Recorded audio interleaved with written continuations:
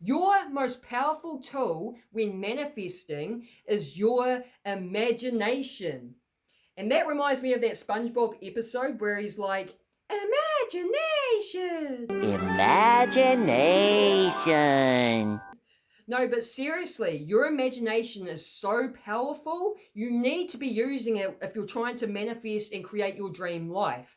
So, in this video, I'm going to teach you how to use your imagination to manifest, and I'm going to share with you two sources that prove the power of imagination. And the second source is unbelievable. When I learned about this, it really blew my mind. So make sure you stick around for that one. So hey guys, I'm Laura and I make videos that will awaken your awareness. So firstly, I want to share a quote with you from Albert Einstein. So Albert Einstein has many quotes about imagination and he really understood the power of it as well. So one of his quotes is, imagination is more important than knowledge. Imagination is the language of the soul.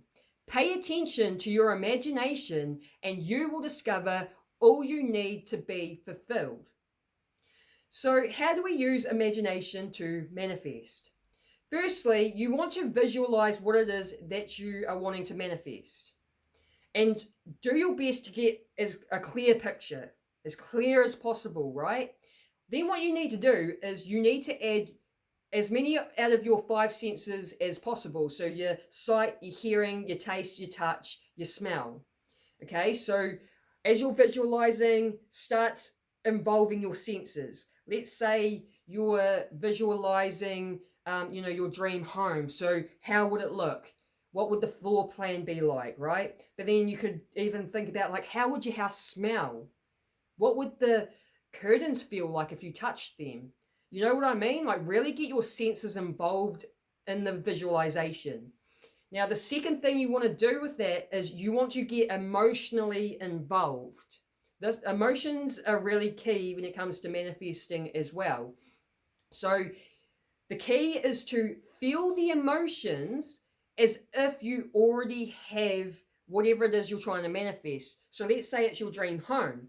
So visualize it what it is that you're wanting, add your senses to it, then start getting emotionally involved and start really feeling the emotions as if you already have this house, as if you're already living in this dream home. So you want to feel the emotions as if the wish is already fulfilled. That is key. Now, I'm going to say, like, you don't just do this once and then think, okay, I'm done and that's going to come into my life. I recommend doing it daily. Like, make a practice out of doing this. And the best time to do it is actually like right before you go to sleep. Like if you're in bed and you've got your eyes closed, and it doesn't even take that long. It could take 30 seconds or a minute where you're just imagining whatever it is that you're wanting to, bring into your life. And again, add the senses, get emotionally involved, and then have that as like the last thing that you think about before you go to sleep.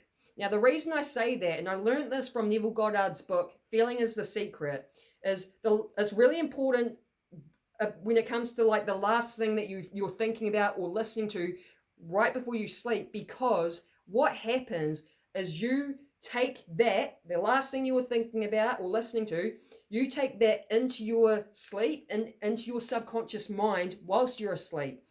So while you sleep for that 8 hours or whatever, your subconscious mind will now marinate in that visualization, that whatever it is that you're trying to manifest. And your subconscious mind plays a huge part to what you're getting in your reality. Like 95% of your outer reality is coming from the subconscious mind. So that is why it's so powerful to do this right before you sleep, so that your subconscious mind is going to be marinating in it for that 8 hours or however long you sleep. And you could even do it in the morning too when you first wake up, because you're coming out of like delta.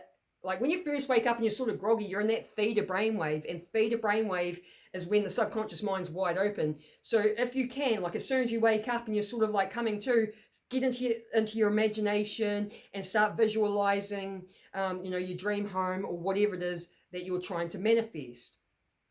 That is the best time, like the night time's the best time, the second best time's the morning, okay?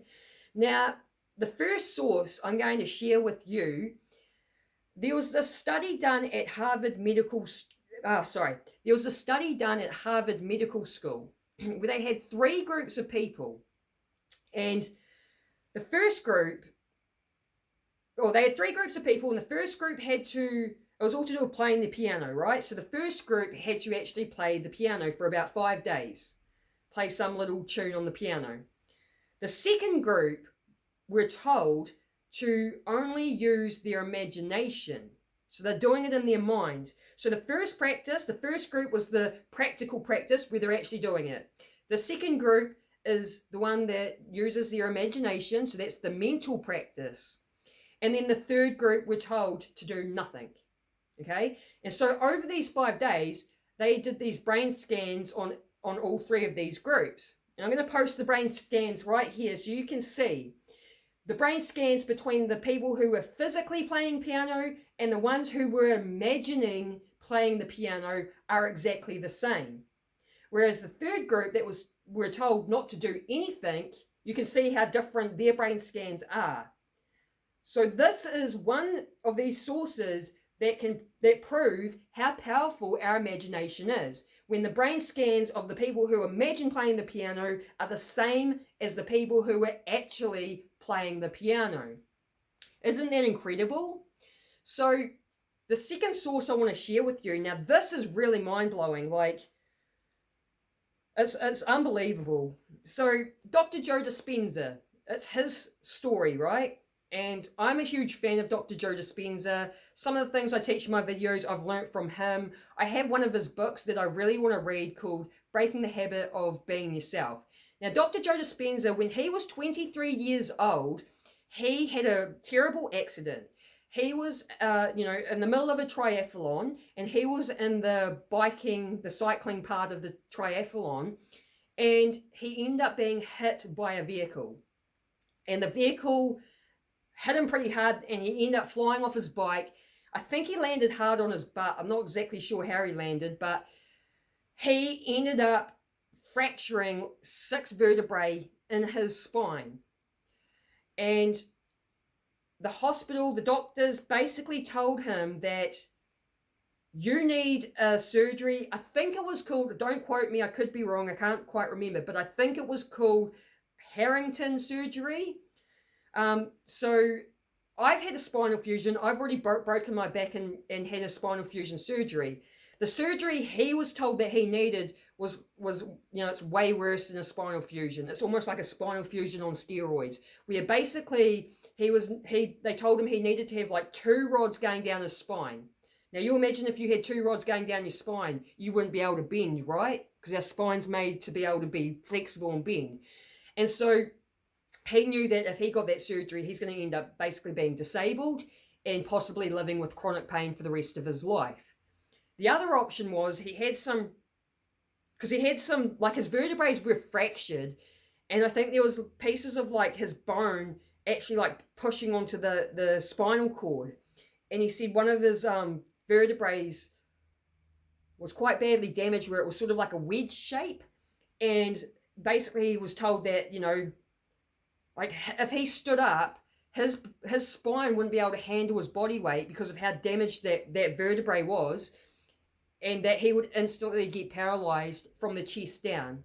So his options were get this surgery where you're basically going to end up disabled, or if you try to walk out of here sort of thing, you're going to be paralyzed. Now, he rejected the surgery. He was like, no. And so I think he got discharged from the hospital, must have gone home, must have been on bed rest, obviously, because he couldn't really walk. Now, this is the incredible thing, okay? This is where it's leading to. I don't know how he knew this at such a young age, or how he figured this out at such a young age, but somehow he knew that there's some sort of higher intelligence of some sort, and that he basically used his imagination.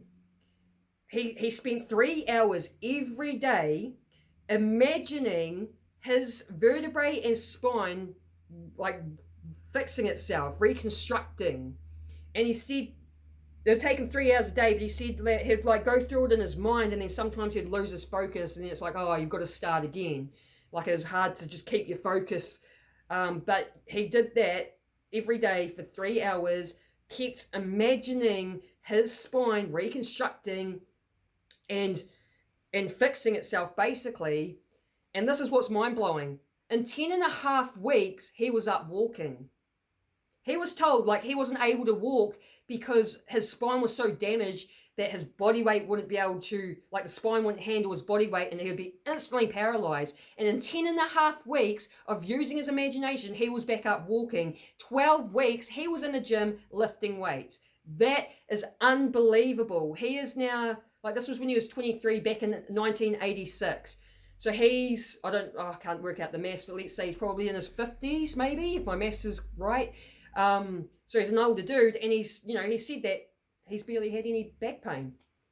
And I thought that is incredible, because I've broken my back. I've had to have a spinal surgery, which was a spinal fusion, which is just between two vertebrae for me anyways, just one level, where I've had to have 4 screws and 2 rods put in between 2 vertebrae.